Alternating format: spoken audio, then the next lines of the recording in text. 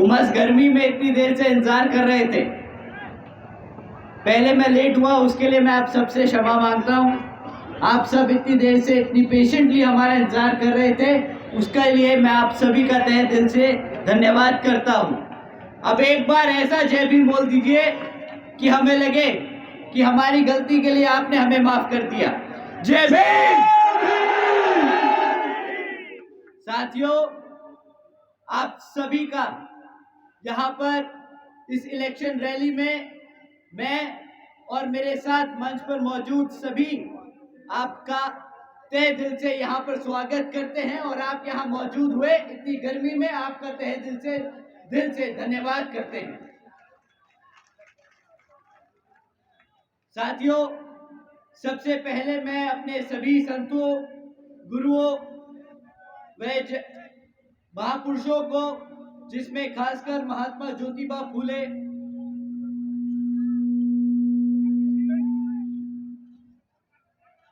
छत्रपति शाहू जी महाराज, नारायण गुरु, तांतिया भील मामा जी, पेरियार रामास्वामी जी, बाबा साहब डॉक्टर भीमराव अंबेडकर जी एवं मान्यवर साहब श्री काशीराम जी को नमन करता हूं। साथ ही साथ मान्यवर साहब श्री काशीराम जी की एकमात्र उत्तराधिकारी हमारी आदरणीय बहन कुमारी मायावती जी को भी नमन करता हूं। उत्तर प्रदेश की 4 बार मुख्यमंत्री, लोकसभा व राज्यसभा की कई बार सदस्य रही आदरणीय बहन कुमारी मायावती जी, जिन्होंने अपने सभी SC, ST, OBC एवं अल्पसंख्यक समाज के साथ साथ सर्व समाज में से गरीबों और कमजोरों के लिए अपना पूरा जीवन समर्पित किया, तो मुझे गर्व है कि मुझे ऐसे महान नेता के नेतृत्व में काम करने का मौका मिल रहा है।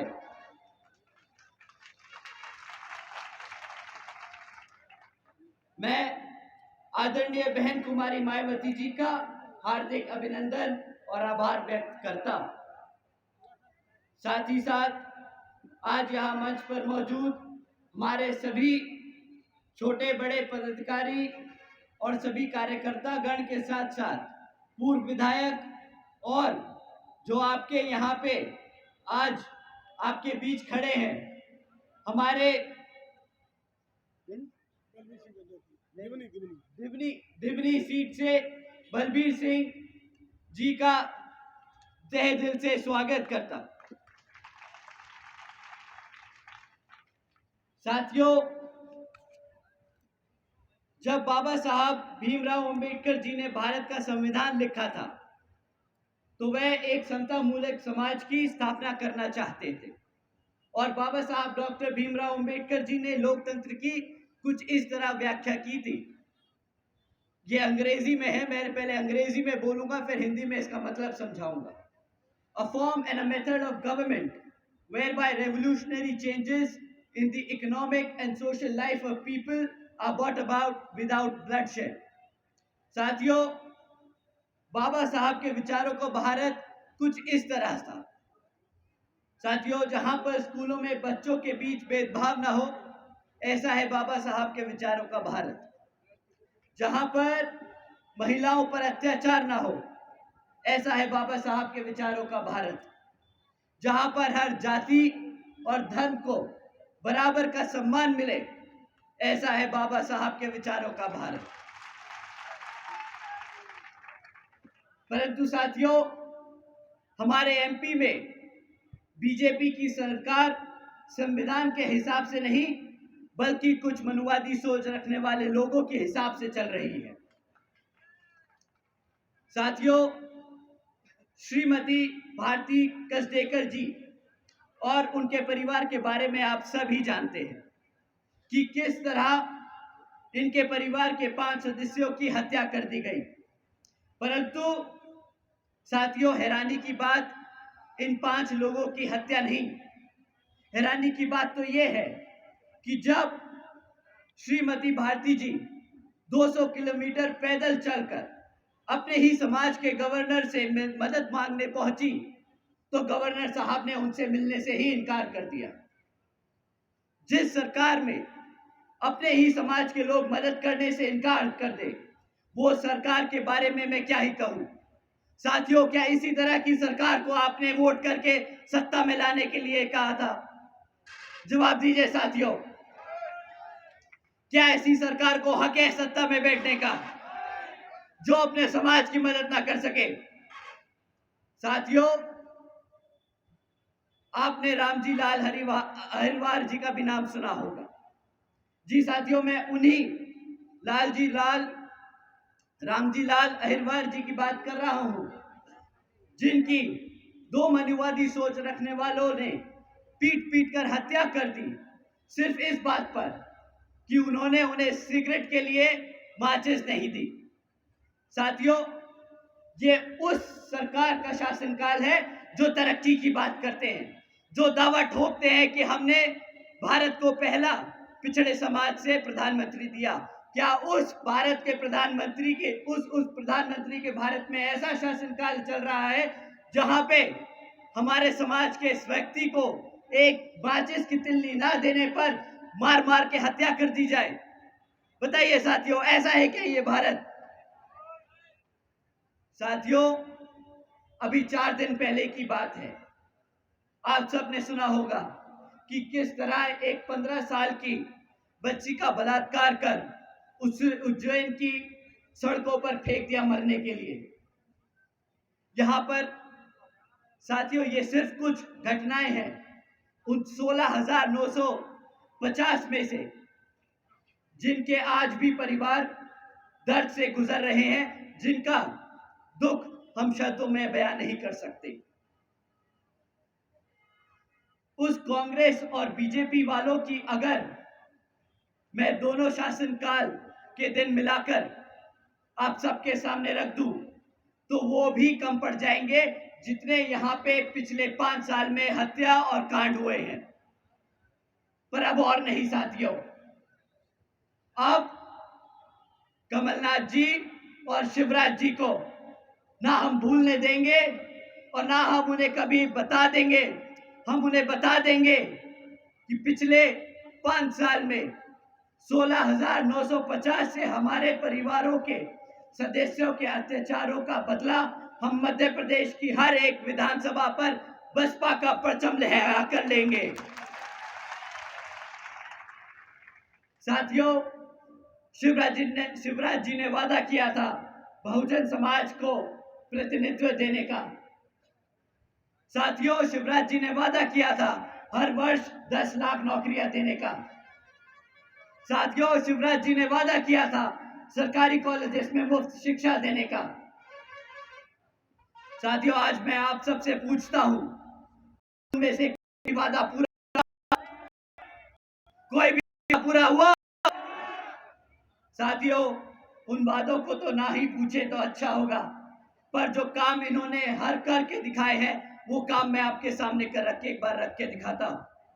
शिवराज जी की सरकार नंबर 1 पे पहुंच गई पूरे भारत में हमारे बुजुर्गों पे अत्याचार करने में।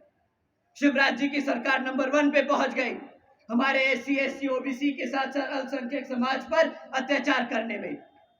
शिवराज जी की सरकार नंबर 1 पर है हमारी बहन बेटियों पर अत्याचार करने में।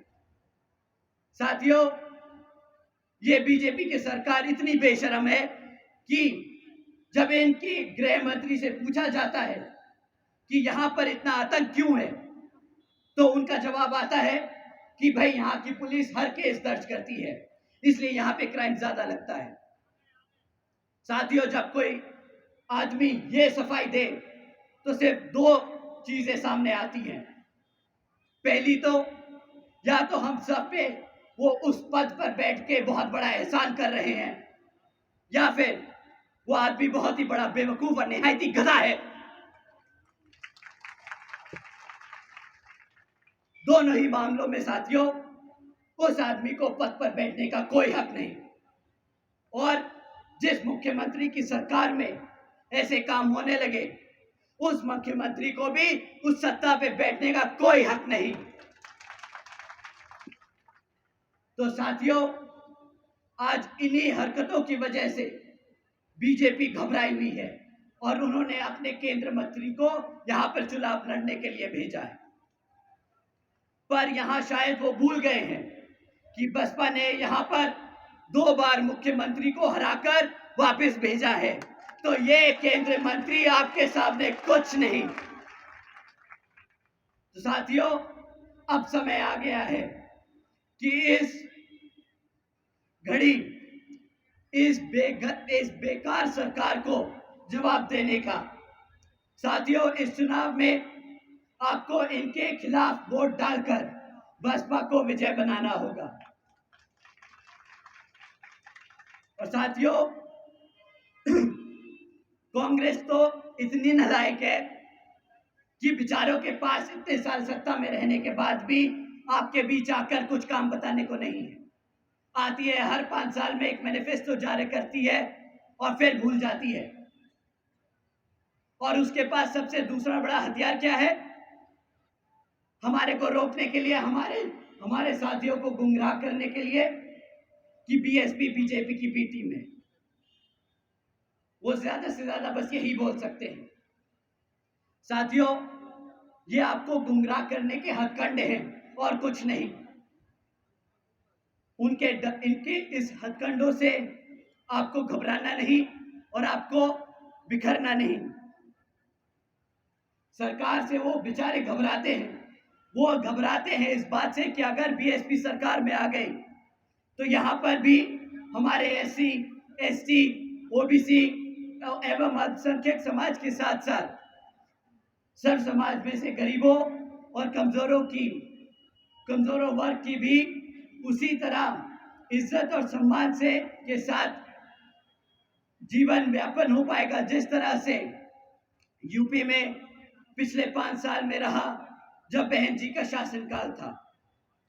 साथियों, आज जब बहन जी की सरकार को लोग याद करते हैं तो उन्हें याद आता है वो समय जब बहन जी ने सावित्रीबाई फुले बालिका शिक्षा योजना के तहत 7 लाख से ज्यादा बच्चियों को 12वीं तक की शिक्षा प्राप्त करने हेतु 600 करोड़ से ज्यादा लागत इन बच्चियों पर अब खर्च कर इनको अपने पैरों पर खड़ा कर एक उज्जवल भविष्य देने के लिए खर्ची।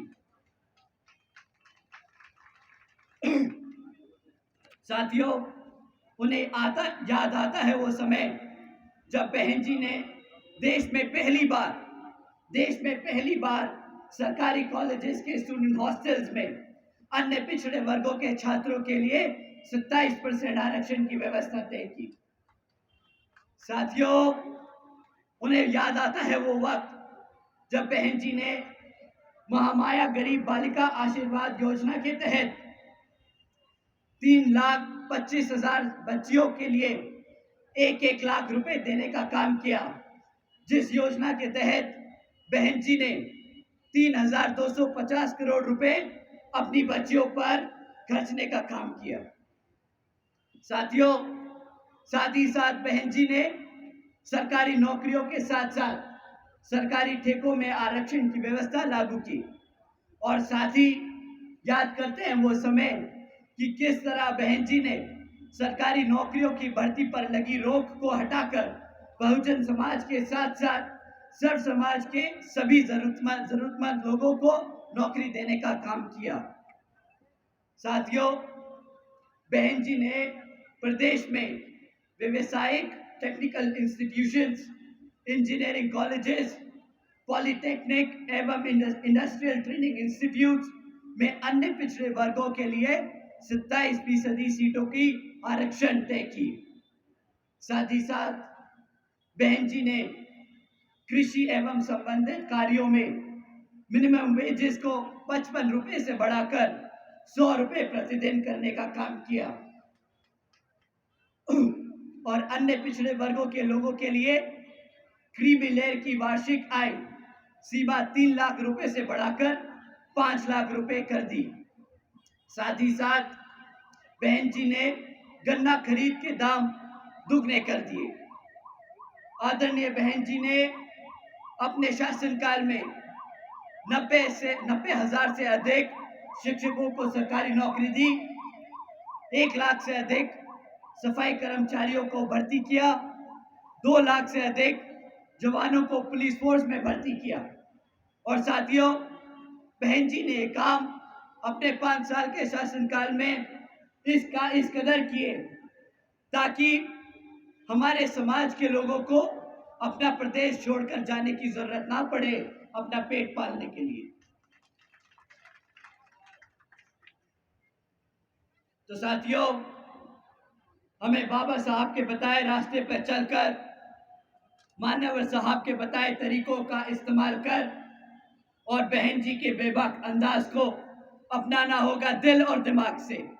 तो समय आ गया है कि हम सब एकजुट होकर समाज के हर एक व्यक्ति को बसपा से जोड़ बता दें कि हम आ रहे हैं हर उस चीज के लिए जो इस संविधान में हमारे गुरु देकर गए हैं, बाबा साहब डॉक्टर भीमराव अंबेडकर जी।